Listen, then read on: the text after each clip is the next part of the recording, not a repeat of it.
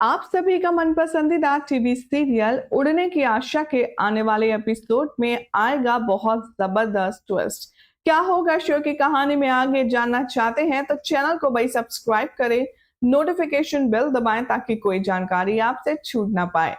TV serial उड़ने की आशा के आने वाले एपिसोड में आप सब देखने वाले हैं कि शुरुआत होती है रोशनी के साथ जो कि फूली नहीं समाती है।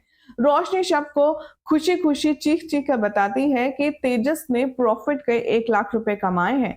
तेजस कितना हार्ड वर्किंग है, कितना मेहनती है, ये बात सबको शोकेस करती हुई नजर आती है रोशनी, और वो बहुत ज्यादा प्राउड फील करती है अपने पति पर। इतना ही नहीं, रोशनी यहाँ पर खुशी खुशी डिक्लेयर करती है कि ये सब कुछ उसके पति की मेहनत का कमाल है। सभी लोग यहाँ पर हैरान परेशान हो जाते हैं। सभी लोग सोचते हैं कि अभी तक तो तेजस के ऊपर कर्जा था, अभी तक तो तेजस का शोरूम बंद होने के कगार पर था, ऐसे में 1 लाख का मुनाफा ऐसा भला कैसे पॉसिबल है। इधर सचिन को डाउट होता है और वो कहता है कि ये खजूर आखिर रातों रात इतना ज्यादा प्रॉफिट कैसे बना सकता है। तभी वो परेश के फेवर से कहता है कि चल, अगर तेरे पास इतने पैसे हैं ही तो तू चल बाबा के वो पैसे लौटा दे जो तूने वापस नहीं किए अब तक, और तेरी एक्स गर्लफ्रेंड लेकर के रफू चक्कर होने वाले थे तुम दोनों। तभी यहाँ पर गुस्से में आती है रोशनी और वो कहती है सचिन से कि दे देंगे, हम बाबा से जो भी पैसे लिए हैं वो सारे के सारे लौटा देंगे। हालांकि परेश को कोई पैसा नहीं चाहिए होता है, लेकिन सचिन अपने बाबा की तरफ से उसका जो पैसा डूबा है उसको रिकवरी करवाने के लिए पूरी पूरी कोशिश करता है। यहाँ पर सचिन ऑब्जर्व करता है कि तेजस की इतनी बड़ी अचीवमेंट से रेणुका बिल्कुल खुश नहीं है। रेणुका के चेहरे पर अनजानी सी टेंशन है, वो काफी ज्यादा अपसेट है और इसी चीज से सचिन को डाउट होता है कि आखिर 1 लाख रुपए का मुनाफा हुआ है तो बाबा की बाई को खुश क्यों नहीं है। इधर देखेंगे आप कि रोशनी अपनी सासू माँ को ओवरवेल्म फील करवाने के लिए सारा कैश ले जाकर के उसके हाथ में थमा देगी। वो कहेगी कि ये लीजिए काकू। लेकिन रोशनी के इस ग्रेटिट्यूड एटीट्यूड से भी यहाँ पर जो रेणुका है वो खुश नहीं होगी, वो अभी भी टेंशन में होगी, जिससे सचिन को लगेगा कि जरूर इन दोनों के बीच में कोई गोचेबाजी है।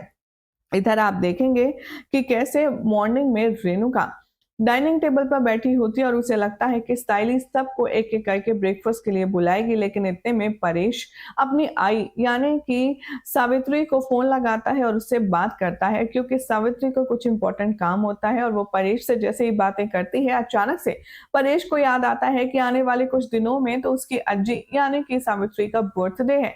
ये सुनकर के सचिन भाई उछलने लगता है खुशी से और वो कहता है कि क्या बात है अज्जी। तभी रेणुका बहुत ज्यादा इरिटेट फील करती है।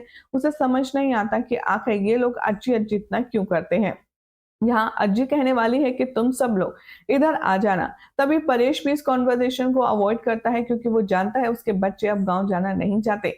यहाँ पर जो आकाश है वो भी अपने काम का बहाना कर देता है और रोशनी और तेजस भी कहते हैं कि उनके शोरूम की जिम्मेदारी बहुत है, इसलिए हम लोग नहीं आ पाएंगे। और अज्जी सोचने पे मजबूर हो जाती है कि आखिर अब वो सेलिब्रेट कैसे करेगी। तभी सचिन आइडिया देता है, वो कहता है कि अरे तू गांव में पार्टी का छोड़ अज्जी, तू एक काम कर, तू यहाँ आ जा। जिसे सुनकर के वो बहुत ज्यादा परेशान हो जाती है रेणुका। यहाँ पर सचिन से और तेजस से सभी से पूछती है कि आखिर तुम लोगों का काम कैसा चल रहा है, और रेणुका एक बार फिर से टेंशन में आ जाती है। सचिन सारी बातों को अवॉइड करके अपनी अज्जी से कहता है कि तो सुन ना, हम तेरा बर्थडे यहाँ मनाएंगे, तो अज्जी यहाँ आ जा। और ये सारी बातें होती हैं, फोन कट हो जाता है। तभी रेणुका कहती है कि मुझे समझ नहीं आ रहा कि तू उनके बर्थडे के लिए इतना एक्साइटेड क्यों है। तभी सचिन कहता है अज्जी, अजय मेरे लिए बहुत बड़ी चीज है। उन्होंने बचपन से मेरे लिए बहुत कुछ किया है। बचपन में जब मेरा जन्मदिन होता था ना, वो पूरे कायनात की खुशी मेरे कदमों में लाकर रख देना चाहती थी।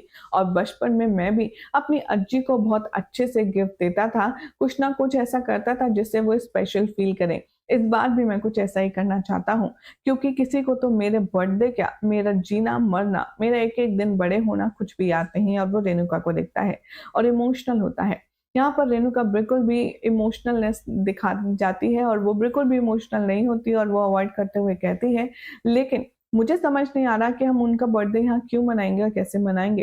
तभी सचिन कहता है कि अज्जी यहीं आएगी और उसका जन्मदिन भी मनेगा। रेणुका अंदर ही अंदर बिल्कुल भी अच्छा नहीं लगता है कि उसकी सासू माँ आए। यहाँ पर तभी सचिन अपनी सारी कड़वी यादों से फ्लैशबैक से बाहर आता है और अपने रूम में चला जाता है।